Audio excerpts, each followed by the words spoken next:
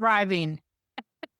That is the topic of the hour. I've had numerous conversations with people recently because we're in such uncertain times. And with all the chaos and disruption and global political things going on, people are like super wonky. We are swimming in a pool of all of the uncertainty and the distractions. And so it has caused me to ask people, so who do you know that is actually thriving in the midst of all of this uncertainty? And so then it got me wondering, like, I was getting pieces of what that looked like from my perspective. And then so I started doing a little deeper dive. And so here's a definition of thriving. It's the disciplined practice of reclaiming your life, power, peace, purpose, and well-being emotionally, mentally, physically, spiritually, and relationally, regardless of the external circumstances.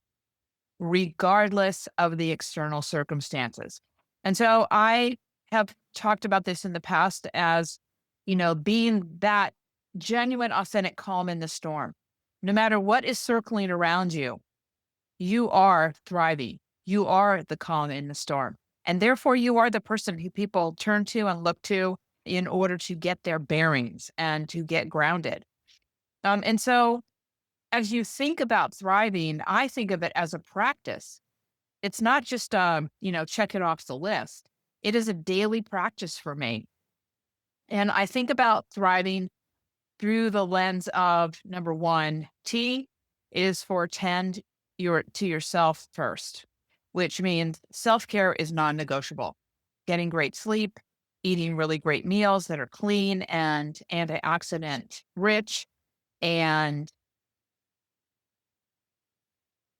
breathing, honestly, super important is a lot of us, when we're stressed, we hold our breath. Take a deep breath.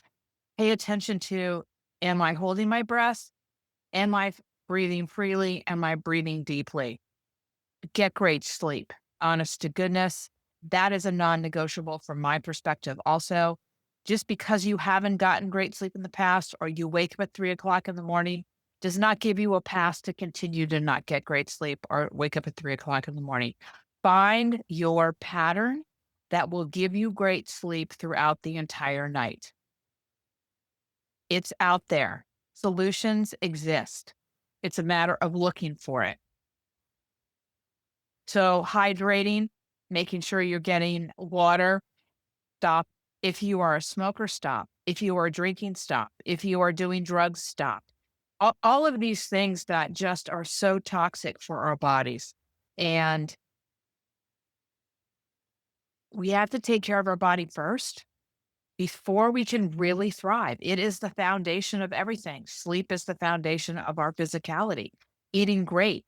And so I'm just going to leave it at that for right now. Then I'm going to say H is for honor your emotions. There's a great book called Permission to Feel by Dr. Mark Brackett.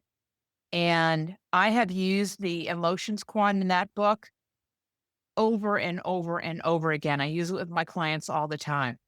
Americans can identify three emotions: happy, sad, and angry. That's unacceptable. I want people to be more understanding of what they're feeling and being able to identify them. And so recently I was talking with some executives and they were feeling sad, they were feeling anxiety, they were feeling dread, they were feeling just doubtful. And I said, well, okay, let's move to, what do you want to feel? And the predominant feeling that they wanted was at ease. And I said, when was the last time you felt at ease?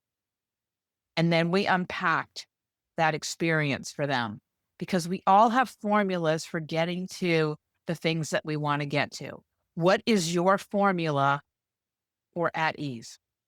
What is your formula for happy? What is your formula for joy? What is your formula for bliss? We are an agency. We don't just have to sit here and wait for our emotions to show up, the happy ones that we really want to experience. So take your power back. R is for reclaim your agency, just like what I just said. Moving from powerlessness to choice or to agency. You have far more power over your life than you give yourself credit for. You can choose who you want to be in the moments that you experience. Who do you want to be in the moments that you experience? Who do you want to be in the chaos? Who do you want to be in the storm? It is up to you. Choose who you want to be in those experiences and then create a path for you to practice it. Practice, practice, practice, because what you're doing is rewiring your neural pathways in your brain to harness and focus on that skill set of reclaiming your own energy and your power. I is for investing in meaningful connections. This is somewhat of an interesting thing because we have found ourselves since COVID more and more isolated. That's a choice. And I know people now that are getting involved in, meetups or Stitch or other organizations that is actually designed to get you out of your house and get you to meet really great people. Be choiceful about who you hang out with. That really does matter. Are they energy drains or are they energy lifters? So invest in meaningful connections with people who lift you energetically, who are safe psychologically, who are honest in their communications. They will ask for help. They're service and contribution oriented. Those are the people that you want to reach out to. Those are the people that you can trust. And V is for value, growth, and learning. Be a vigilant learner. Grab books, listen to podcasts, pay attention who you are paying attention to, what you're feeding your mind with, what are you watching on TV? Are you watching things that lift you up? Are you watching things that bring you gratitude and bring you harmony and happiness and joy and bliss? Just watched a delightful movie last night called, oh shoot, Solo Mio. Yeah, Solo Mio.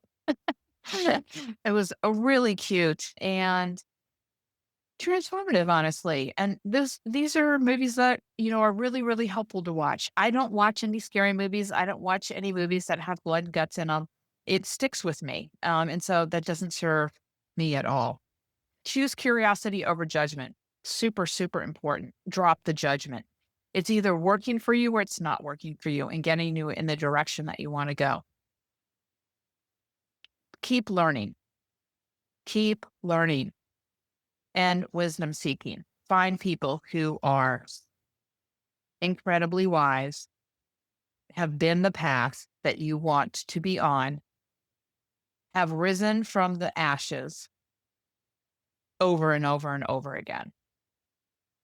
Those of us who have lived long enough have plenty of stories of falling off the cliff and picking ourselves up again and rising. Trauma, heal, rise. And finally, E is for engage with purpose and gratitude. What is your life's purpose?